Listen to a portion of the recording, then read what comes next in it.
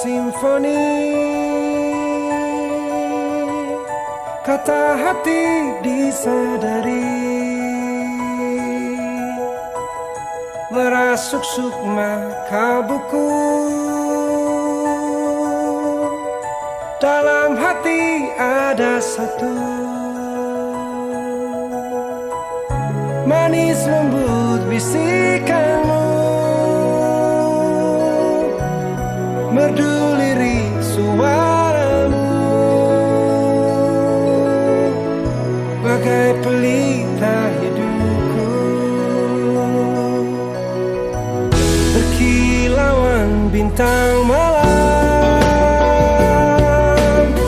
semilir angin pun sejuk, seakan hidup mendatang dapat ku tempuh denganmu.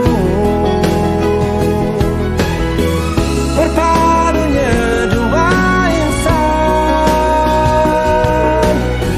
simfoni dan keindahan,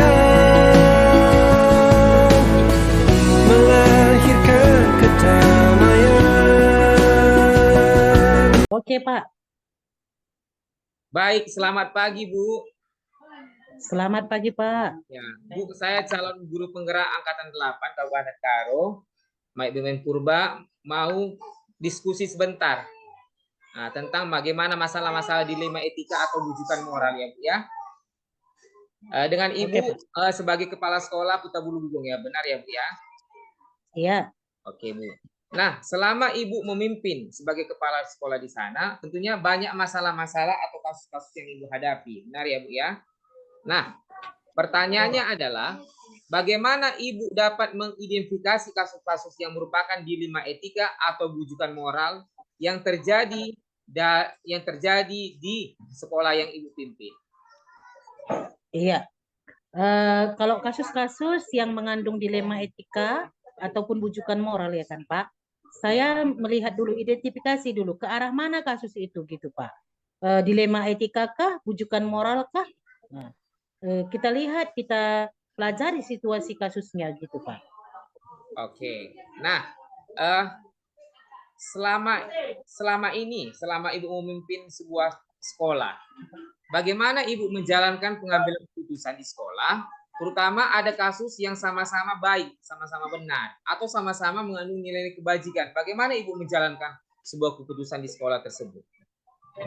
Iya.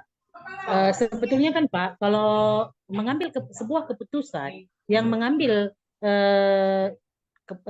kasusnya itu dari dilema etika, sebenarnya untuk pengambilan keputusan itu rada-rada sulit memang Pak, karena kan kasusnya benar lawan benar gitu Pak, semua benar gitu Pak, tapi mengingat harus ada keputusan dari pimpinan gitu kan Pak, kita akan mengadakan rapat ataupun mengadakan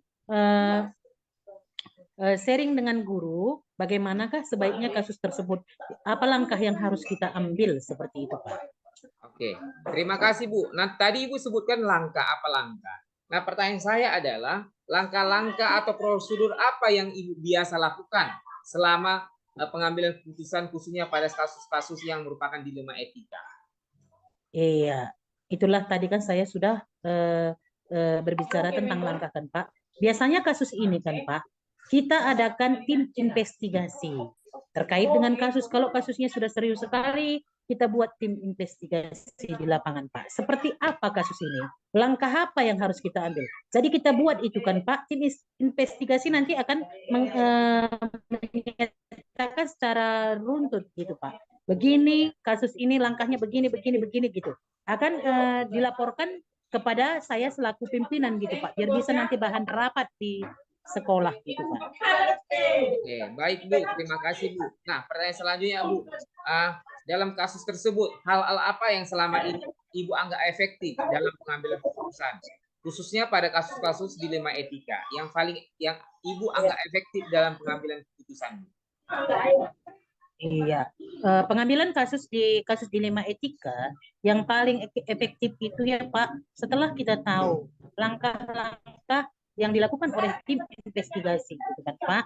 Langkah yang efektif itu yaitu tadi kan Pak, setelah tahu kasusnya, kita mengambil keputusan itu dari suara hasil rapat, dari hasil rapat.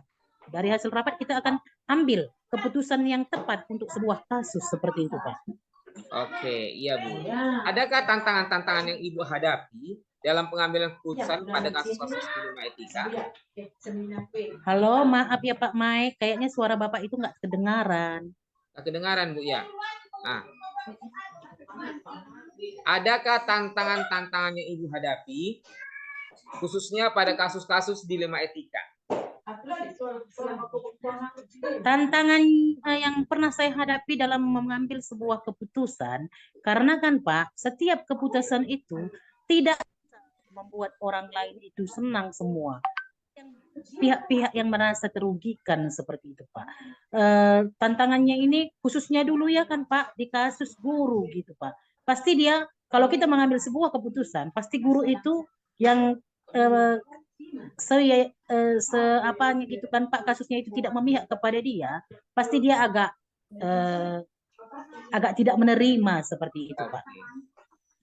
Nah, dalam kasus-kasus yang Ibu hadapi, Ibu sebentar Pak Mike, iya. Bapak ini hilang. Hilang ya? Iya, ya. Oke, Udah. baik Bu. Udah, Dalam udah. kasus-kasus yang Ibu hadapi, adakah Ibu membuat jadwal atau secara langsung menyelesaikan sebuah masalah pada saat di tempat, pada pengambilan keputusan dilema etika? Iya.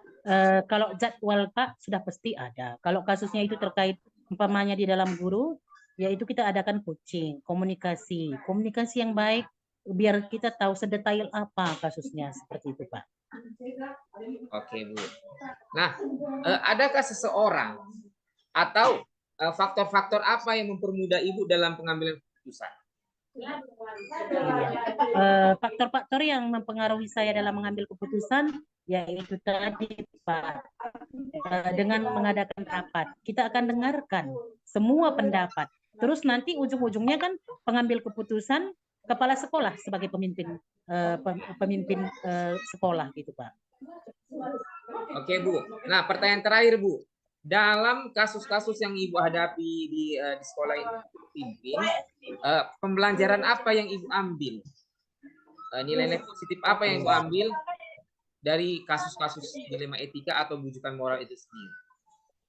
Iya, dari pembelajaran kasus dilema etika ini Pak, pembelajaran yang saya ambil bahwa saya sebagai pemimpin di sekolah, kalau ada kasus tidak bisa menyenangkan semua orang gitu Pak. Saya harus tetap mengambil keputusan yang bijaksana seperti itu. Walaupun ada kadangkala guru yang merasa dirugikan, tetapi seiring dengan waktu Pak, dia akan menerima keputusan itu Pak, karena dia pun tahu posisinya seperti apa seperti itu.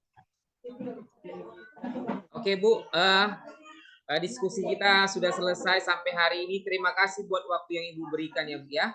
Terima kasih, semoga di sekolah yang Ibu pimpin bisa Ibu dapat menjalankan atau mengambil keputusan sesuai dengan aturan, nilai-nilai kebajikan yang secara universal.